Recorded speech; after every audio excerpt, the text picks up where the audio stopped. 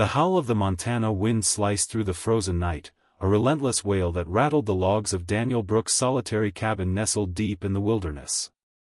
At 38, Daniel was a man shaped by the frontier, tall and lean, his hands calloused from years of taming wild horses, his face weathered by sun and solitude. His wife, Mary, had died 5 years ago, taken by a fever that swept the valley, leaving him with a hollow ache and a ranch that echoed with silence. Tonight, the blizzard raged with a fury that promised death to any fool caught outside, and Daniel stoked the fire, resigned to another lonely vigil. But a faint, desperate thud against his door shattered the stillness, a sound so out of place it froze him mid-motion. Heart pounding, he grabbed his rifle, boots crunching on the frostbitten floor as he approached. When he flung the door open, the sight stole his breath, a woman, half buried in snow, her lips blue, her coat torn and sodden. Clara Whitmore, barely conscious, clutched a tattered letter, her eyes pleading before they fluttered shut. Abandoned in this storm? By whom? The mystery gripped him as he hauled her inside, the wind slamming the door behind them like a gunshot. Daniel's hands moved with practiced urgency, wrapping Clara in blankets and setting her by the fire. She was young, mid-20s perhaps, her chestnut hair matted with ice, her fingers trembling as life crept back into them. The letter, dropped in her lap, bore the seal of Elias Grayson, a wealthy rancher from the next valley, known for his iron fist and colder heart. Mail-order bride, Daniel muttered, piecing it together. Grayson had advertised for a wife, a common enough practice among lonely frontiersmen, but this? Abandoning her to die? As Clara stirred, coughing weakly, she whispered, "He didn't want me. Said I was defective." Her voice broke, and Daniel's jaw tightened. Defective? She was alive, and that was enough. Suspense coiled in the air. Who was this woman, and what had driven Grayson to such cruelty? He brewed coffee, the aroma a lifeline, and waited for her story to unfold. Clara's tale emerged in fits and starts, her voice raspy but resolute. She'd left Boston 6 months ago, answering Grayson's ad with dreams of a new life, teaching, perhaps, or raising a family on the open range. Her letters to him had been hopeful, filled with sketches of schoolhouses and wildflowers, but his replies grew curt, demanding. When she arrived, train-weary and eager, Grayson met her with a scowl. "You're too plain," he'd sneered, eyeing her simple dress. And that limp, useless for a rancher's wife.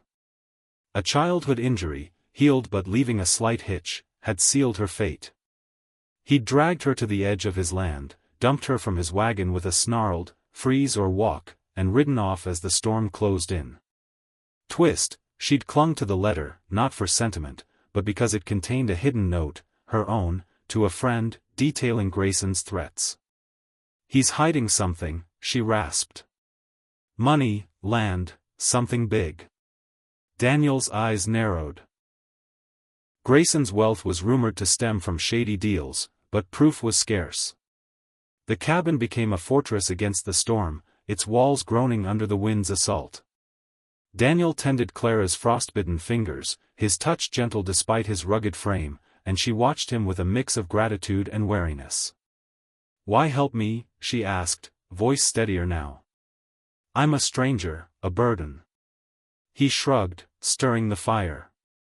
"Ain't right, leavin' folk to die.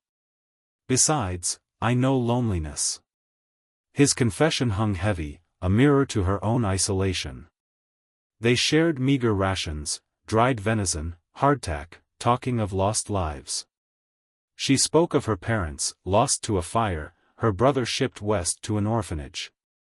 He recounted Mary's laughter, the ranch's early days. Suspense crept in with every gust. Would Grayson return? Or send men to finish the job?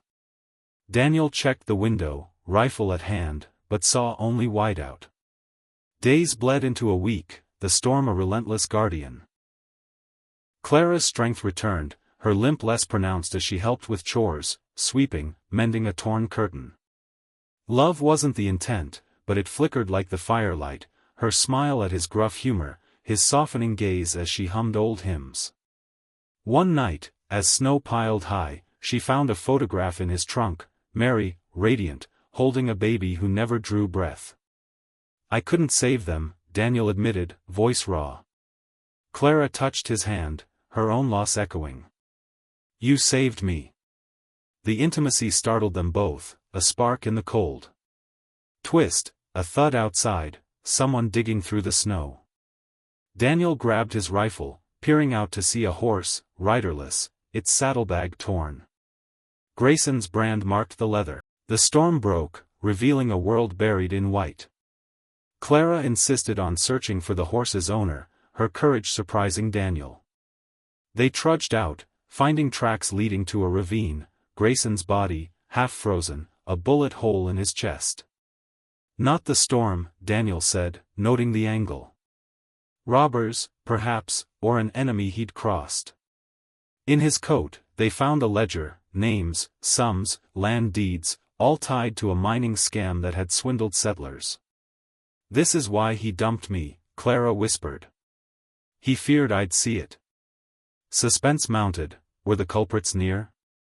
They hurried back, barricading the cabin, the ledger their only leverage. That night, hoofbeats circled, voices muffled by distance. Daniel loaded his rifle, Clara clutching a knife, their bond hardening into something fiercer than friendship. Days passed, the threat fading with no further signs.